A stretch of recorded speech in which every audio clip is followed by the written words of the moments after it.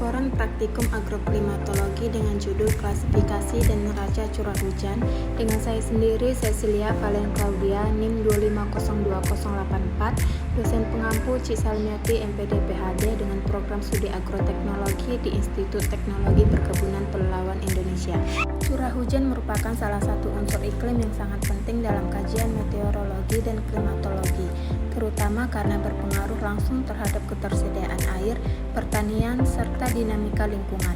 Dalam bidang agrometeorologi, curah hujan tidak hanya dilihat dari jumlah totalnya, tetapi juga distribusi waktu, intensitas, dan pola penyebarannya.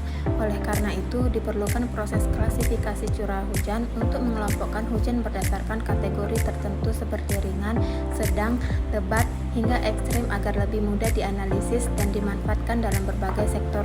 Selain klasifikasi, neraca curah hujan menjadi pendekatan penting dalam menganalisis keseimbangan antara input dan output air di suatu wilayah. Neraca curah hujan menggambarkan perbandingan antara curah hujan yang diterima dengan kehilangan air melalui evapotranspirasi, limpasan permukaan, dan infiltrasi. Analisis ini sangat dibutuhkan dalam pengelolaan sumber daya air, perencanaan pertanian, serta mitigasi risiko kekeringan dan banjir.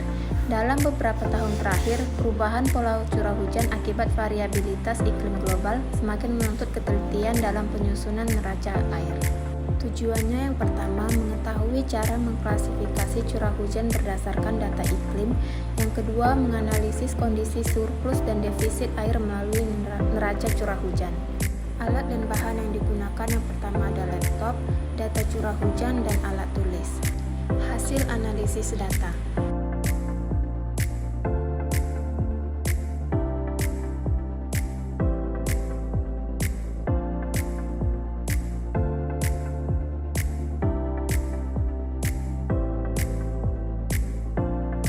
Berdasarkan data curah hujan selama 10 tahun terakhir, diperoleh rata-rata curah hujan bulanan yang menunjukkan pola distribusi hujan yang bersifat musiman.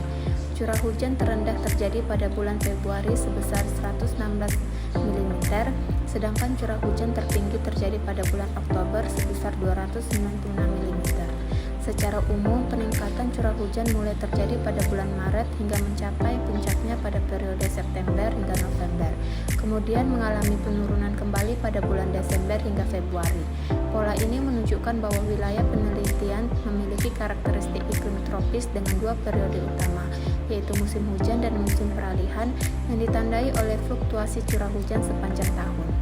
Berdasarkan jumlah bulan basah yang berkisar antara 5-6 bulan, maka wilayah penelitian termasuk dalam tipe iklim C menurut klasifikasi Oldeman. Tipe ini memiliki karakteristik agak basah, yang berarti wilayah tersebut memiliki cukup air untuk mendukung satu kali tanam padi dan satu kali tanaman palawija dalam satu tahun.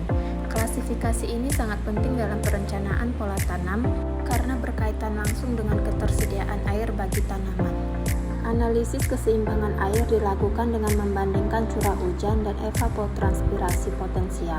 Hasil analisis menunjukkan bahwa terjadi defisit air pada bulan Januari hingga Agustus serta Desember. Terjadi surplus air pada bulan September hingga November.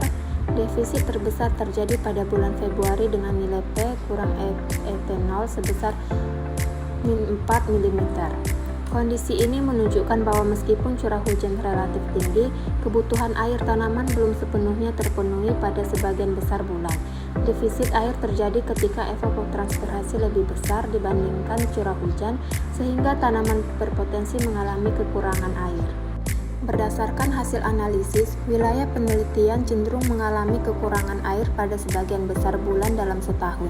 Surplus air hanya terjadi pada periode tertentu, yaitu bulan September hingga November. Hal ini menunjukkan pentingnya pengelolaan sumber daya air, terutama dalam mendukung kegiatan pertanian. Pengelolaan air seperti sistem irigasi sangat diperlukan untuk mengatasi periode defisit, sehingga produktivitas tanaman tetap optimal. Berdasarkan kondisi curah hujan dan ketersediaan air, maka rekomendasi pola tanam adalah sebagai berikut. Yang pertama, tanpa irigasi teknis, bulan Agustus hingga Desember padi sawah, bulan Januari hingga Juli tanaman tahan kekeringan seperti pisang, dengan irigasi baik Agustus hingga Desember padi sawah, Januari hingga Juli jagung, Alternatif Agustus sampai Desember pisang, Januari hingga Juli pepaya. Pemilihan pola tanam ini bertujuan untuk menyesuaikan kebutuhan air tanaman dengan kondisi iklim setempat, sehingga dapat mengurangi risiko gagal panen dan meningkatkan efisiensi penggunaan air.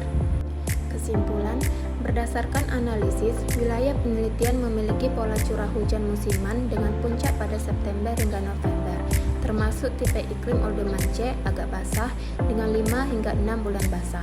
Meskipun tidak terdapat bulan kering, terjadi defisit air selama 9 bulan dan surplus hanya 3 bulan. Oleh karena itu, diperlukan pengelolaan air yang baik serta penyesuaian pola tanam seperti padi saat surplus air dan tanaman tahan kering pada periode defisit.